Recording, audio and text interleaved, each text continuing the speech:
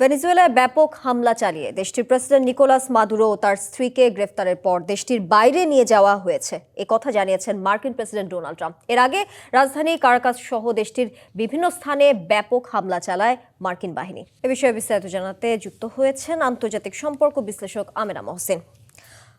আমেনা মহসিন, আপনাকে নির্বাচিত সংবাদে স্বাগত জানাচ্ছি। এই যে ভেনেজুয়েলায় ব্যাপক হামলা চালিয়ে দেশটির প্রেসিডেন্ট এবং তার স্ত্রীকে গ্রেফতারের পর দেশটির বাইরে নিয়ে যাওয়া হলো, এখানে আসলে আন্তর্জাতিক আইন লঙ্ঘনের কোনো বিষয় উঠে আসছে কিনা? সেক্ষেত্রে ইসরায়েল ফিলিস্তিন ইস্যু নিয়েও তো প্রশ্ন থেকে যায়। সব মিলিয়ে আপনার মন্তব্য কি?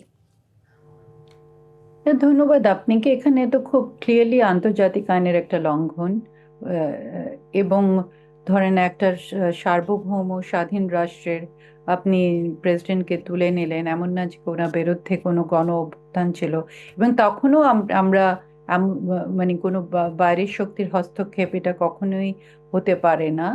সো এই কোনো, এবং দেখেন আপনি যদি আন্তর্জাতিক আইনটা দেখেন এবং জাতিসংঘের ওই সনদ দেখেন, মানে প্রত্যেকটা জায়গায় খুব ক্লিয়ারলি আছে যে কোনো দেশে সার্বভৌম রাষ্ট্রের আন্তরিক মানে ব্যাপারে আপনি কোনো হস্তক্ষেপ করতে পারবেন না।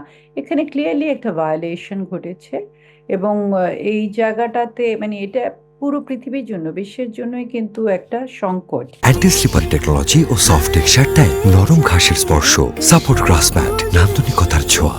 আমেনা মহসিন, তখন আসলে সংযোগটি বিচ্ছিন্ন হয়ে গেছে যান্ত্রিক কারণে। যে বিষয়ে বলছিলাম যে আন্তর্জাতিক আইন লঙ্ঘনের বিষয়টি আপনি এনেছেন, সেক্ষেত্রে ইসরায়েল ফিলিস্তিন ইস্যু নিয়ে আসলে প্রশ্ন থাকছে কিনা সেই বিষয়টি বলবেন।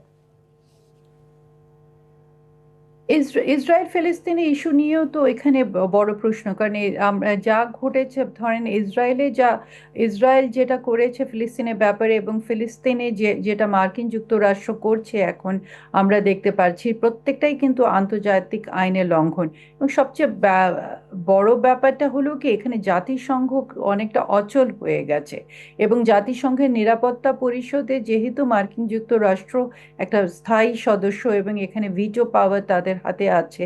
সো মানে হোয়াট ইট বলস ডাউন, যে আমরা যেভাবে আন্তর্জাতিক সম্পর্ক, ডিপ্লোম্যাসি, সমস্ত মানে নিয়ম কানুনকে লঙ্ঘন করেই কিন্তু ট্রাম্প এগিয়ে যাচ্ছে, অনেকটা তার ইচ্ছা অনিচ্ছার উপরে ভিত্তি করে। এমন না যে আমি একটা মনে করি না যে মার্কিন সাধারণ মানুষের এখানে একটা মানে বড় অর্থে সমর্থন আছে, তা কিন্তু না।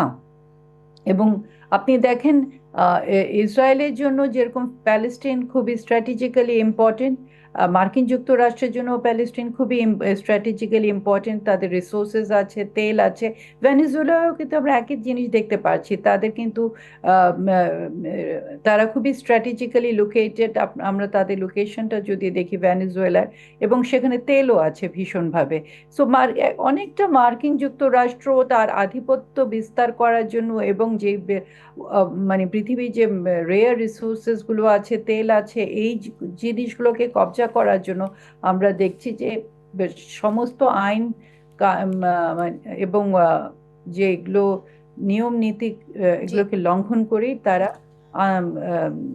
এগিয়ে যাচ্ছে, ফ্লাউট করে যাচ্ছে। এবং এখানে আমি যেটা প্রথমেই বললাম যে জাতিসংঘ এবং নিরাপত্তা পরিষদ অনেকটা। আমেনা মহসিন, আপনাকে ধন্যবাদ জাতিসংঘের এই বিষয়টি নিয়ে আসার জন্য, যুক্ত থাকার জন্য আপনাকে ধন্যবাদ।